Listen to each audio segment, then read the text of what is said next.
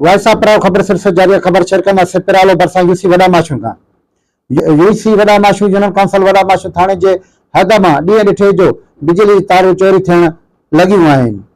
इलाके वासियुनि जो चवणु आहे त हदवार पुलिस मुबीना तौर ते चोरनि सां मिली भगत कई आहे, जंहिं सबबि वारदातनि खे रोकण बदिरां नज़रअंदाज कयो पियो वञे।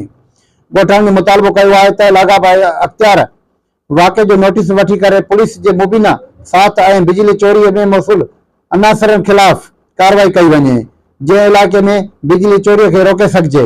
यूसी वडा माशू जे अवाम जो चवणु आहे त बिजली चोरनि खे गिरफ़्तार कयो वञे न त ॿी सूरत में एहतिजाजी इदारा वधाया वेंदा। वॉइस ऑफ परालो पेज खे लाइक करणु शेयर करणु न विसारियो। यूट्यूब चैनल वॉइस ऑफ परालो तव्हां त ताज़ा तरीन ख़बर ॾियण जे लाइ वॉइस ऑफ परालो पेज खे यूट्यूब चैनल खे सब्सक्राइब ज़रूरु कंदा ऐं लाइक कंदा।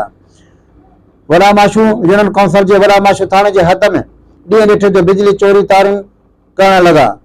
इलाके वासियुनि जो चवणु आहे त हदवार पुलिस मुबीना तौर ते चोरनि सां मिली भगत करे कई आहे, जंहिं सबबि इलाके में वारदात रोकण बदिरां नज़रअंदाज पियो कयो वञे। ॻोठाणनि मुतालबो कयो आहे त लाॻापा अख़्तियार वाक़े जो नोटिस वठी